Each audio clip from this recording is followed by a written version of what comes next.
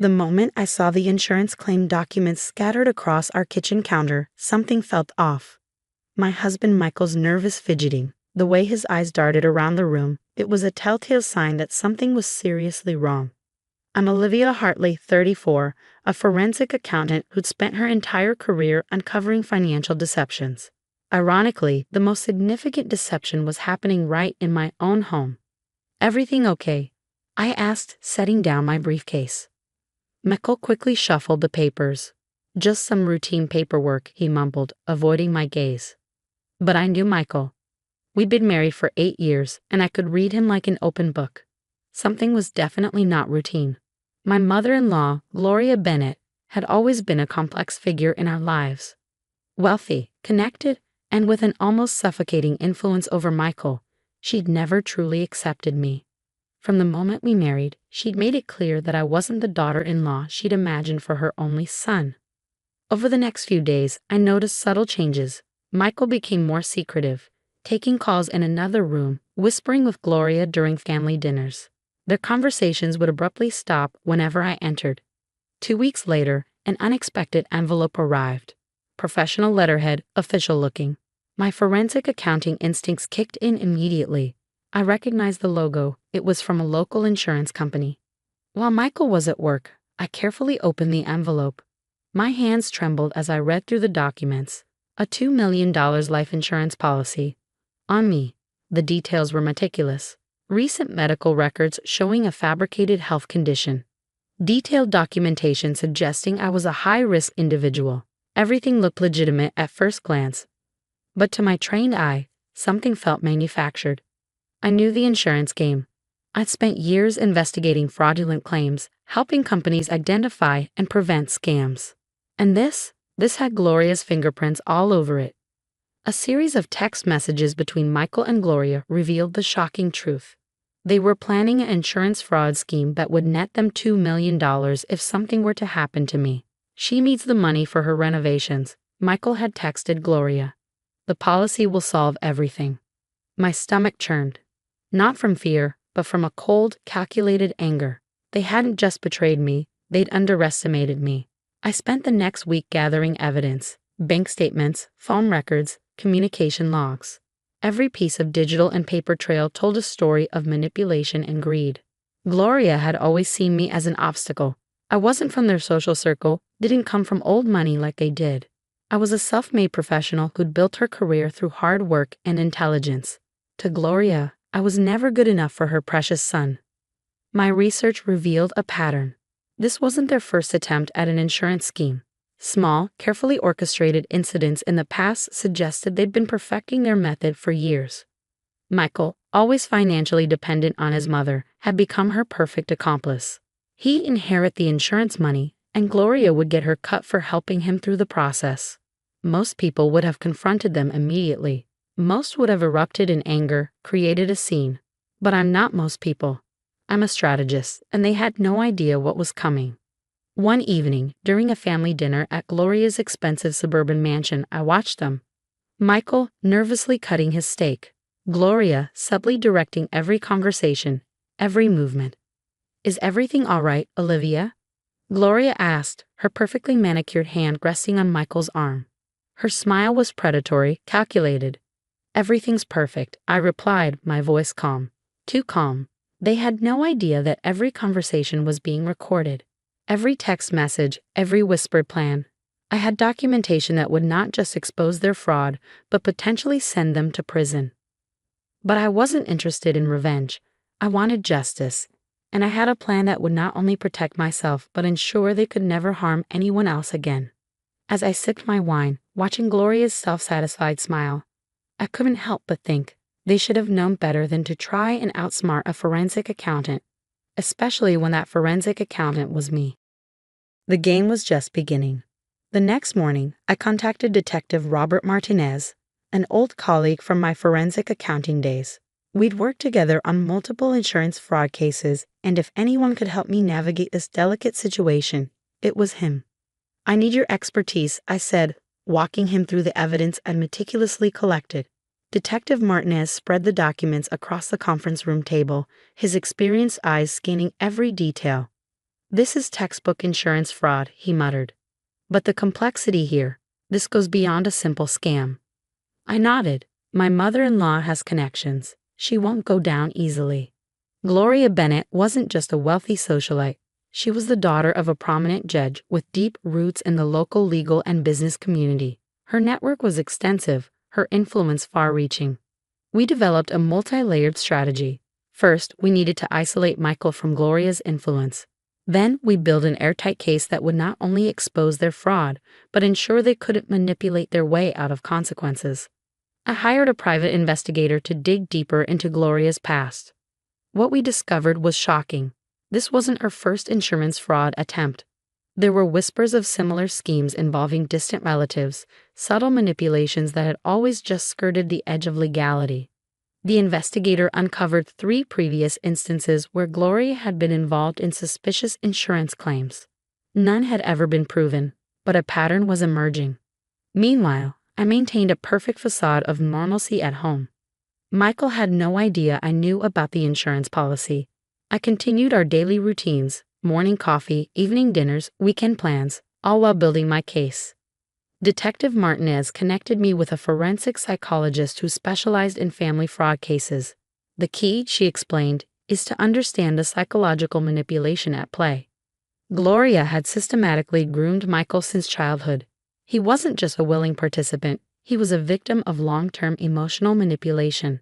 She created a dependency that ran deeper than simple financial control. Our strategy became clear. We needed to break Gloria's psychological hold on Michael while simultaneously preparing a legal case that would expose their entire scheme. I began subtly challenging Michael's perception. Small conversations that made him question the narrative his mother had constructed. Gentle probing about our finances, our future, our dreams. "Do you ever feel like we're just going through the motions?" I asked one evening, watching his reaction carefully. The cracks started to show. Michael became more withdrawn, more conflicted. Gloria's grip was loosening. 2 weeks into our plan, an unexpected opportunity presented itself.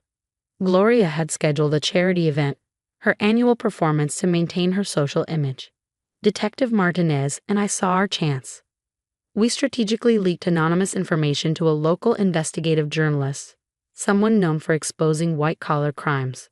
Not enough to alert Gloria, but enough to start pulling on the thread of her carefully constructed facade.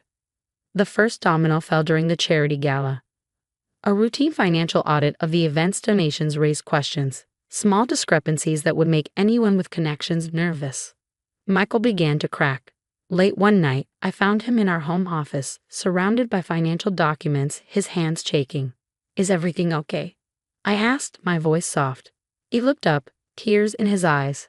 "I don't know how we got here," he whispered. It was the opening we needed, the moment of vulnerability that would allow Michael to see the truth. Detective Martinez had prepared a carefully crafted intervention. We brought in Michael's estranged sister, someone who had long ago cut ties with Gloria due to her manipulative behavior. She shared her own experiences, providing Michael with perspective he'd never considered. The psychological impact was immediate. Michael realized he was a pawn in his mother's elaborate schemes. "She's been controlling everything," he said, his voice breaking. "I thought I was protecting our family, but I was destroying it." By the time Gloria realized what was happening, the groundwork had been laid. Financial investigators were already looking into her past claims. The insurance company had been quietly building a case. Our final move would be precise, calculated, and devastating. I sat across from Michael, holding his hand. "We have a choice," I said. "We can be victims or we can be survivors." He looked up, a glimmer of the man I'd fallen in love with returning to his eyes. "What do you mean?" "We're going to expose everything," I said. "But we're going to do it in a way that protects us and prevents her from hurting anyone else." The plan was set. Gloria had no idea that her carefully constructed world was about to come crashing down.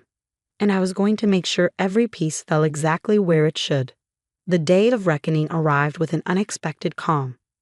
Detective Martinez had prepared everything meticulously. The insurance company, local authorities, and financial crimes unit were all aligned. We chose Gloria's favorite restaurant, an exclusive downtown venue where she regularly hosted her social circle. The irony wasn't lost on me. She'd always loved being the center of attention. Today would be no different. Michael was nervous, his hands trembling slightly as we walked into the restaurant. I squeezed his hand. "We're doing the right thing," I whispered. Gloria sat at her usual table, surrounded by her elite social circle. Her perfectly tailored suit, the expensive jewelry. Everything screamed power and control. She looked up, surprised to see us approaching. "What a pleasant surprise," she said, her voice dripping with artificial sweetness. The timing was perfect. Just as she spoke, two detectives approached the table. The restaurant fell silent. "Gloria Bennett." Detective Martinez's voice cut through the ambient noise. "We have some questions about multiple insurance claims." I watched her face change. The confidence flickered just for a moment. But Gloria Bennett wasn't someone who crumbled easily. "This is ridiculous," she started, but Michael spoke first. "Mom, it's over," he said, his voice surprisingly steady. "We know everything." The next hour was a masterclass in controlled exposure. Investigators presented evidence of not just our recent insurance fraud attempt, but multiple previous schemes. Bank records, communication logs, financial trails, everything carefully documented. Gloria's social circle, the very people she'd spent years impressing, watched in horror as her carefully constructed facade crumbled. The most devastating moment came when her own financial records were projected onto the restaurant's large screens. Donations that never reached charities, insurance claims with suspicious patterns, financial manipulations that spanned decades. "You always taught me that image is everything," Michael told her, his voice breaking. "But what you really taught me was how to hide the truth." By the time the authorities finished, Gloria was escorted out of the restaurant in handcuffs. Her prestigious social network, the very people she manipulated for years, watched in stunned silence. The legal proceedings that followed were extensive. Gloria faced multiple charges of insurance fraud, financial manipulation, and attempted murder. Her connections couldn't save her this time. Michael and I spent months in therapy, unpacking the complex web of manipulation he'd lived under. It wasn't just about the insurance fraud. It was about understanding how psychological control works, how family dynamics can become toxic. "I'm sorry," Michael would say repeatedly in those early months. "I'm sorry I let her control me for so long." But I saw something more important happening. Michael was rebuilding himself, finding his own voice, his own path. 6 months later, we made a significant decision. We established a foundation dedicated to helping victims of family fraud and psychological manipulation.